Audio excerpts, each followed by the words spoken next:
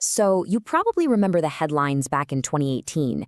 A huge scandal rocks Nike's world headquarters. Executives are out, and there's this massive lawsuit.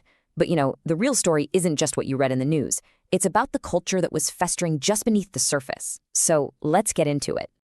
And this right here, this is the key to the whole thing. The story of what happened at Nike shines a light on a really critical truth about toxic workplaces.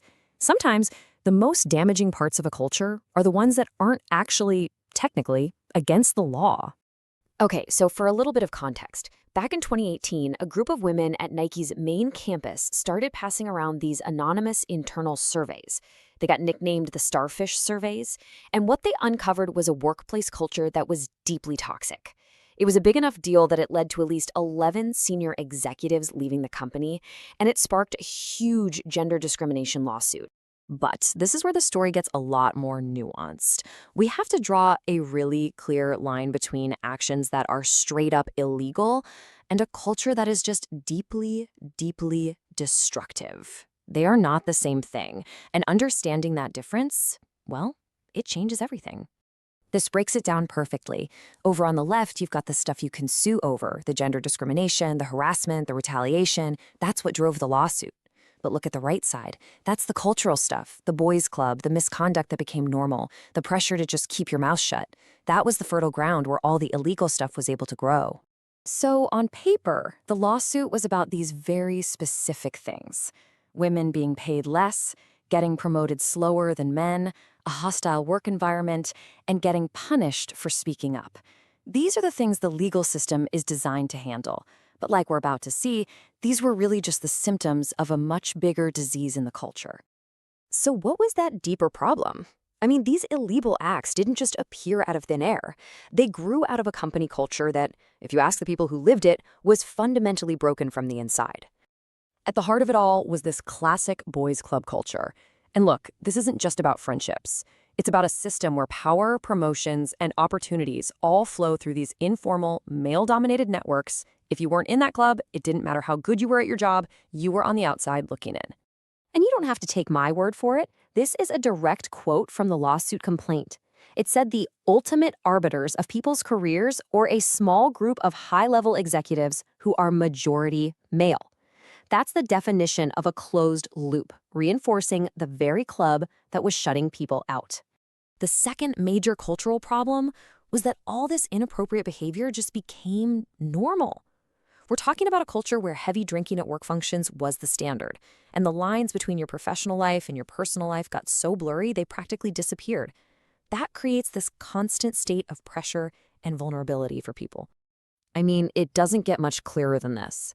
An employee reports harassment, and a director allegedly tells her that Nike's culture revolved around alcohol and that she should just let the incidents go. That's not just dismissing a complaint. That's framing misconduct as a feature of the workplace, not a bug.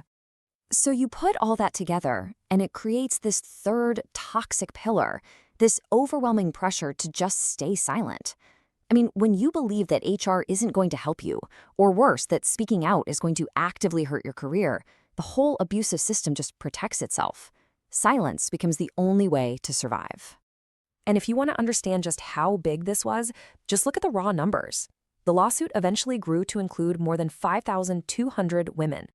And remember, those anonymous surveys that kicked this whole thing off? It later came out in testimony that they contained around 300 separate complaints. The fallout at the top was pretty swift. At least 11 high-level executives were out amid the controversy. And in the end, over 5,000 pages of internal company records were unsealed. The sheer volume of these numbers, well, it tells a story all by itself. But numbers can only tell you so much, right? They don't really capture the full picture. What did this culture actually feel like for the people who had to live in it every day? That's the human cost, and you can find it in their own words. Just imagine someone telling you to let the incidents go. Think about what that feels like. It's not just them brushing off a complaint. It's them dismissing your entire reality.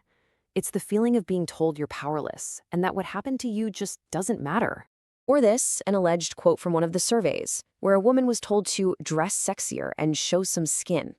That is the feeling of being objectified. It's the feeling of having all of your professional skills, all your value, reduced to nothing more than your appearance. And then there's this powerful metaphor from the lawsuit. It describes the feeling of being trapped in an unclimbable pyramid. That's the feeling of complete systemic hopelessness. It's knowing that it doesn't matter how hard you work, the whole structure is designed to keep you exactly where you are. It's the feeling of being stuck. So why does this story still matter all these years later? Well, because this was never really just about one company or one big lawsuit. It's a perfect case study in a kind of problem that exists in so many workplaces. So when you boil it all down, what's the real takeaway?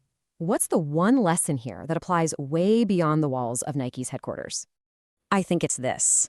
It's about those quiet, soul-crushing moments. It's the silence you get after you report something. It's the promotion you never got, with no explanation. It's that sinking feeling in your gut the moment you realize the system that was supposed to protect you isn't gonna. And all of that leads us to the final, really powerful conclusion at the heart of this entire story. A workplace doesn't have to break the law to break the people inside it. And that is the part of this story that is way too common and honestly far more disturbing than any headline.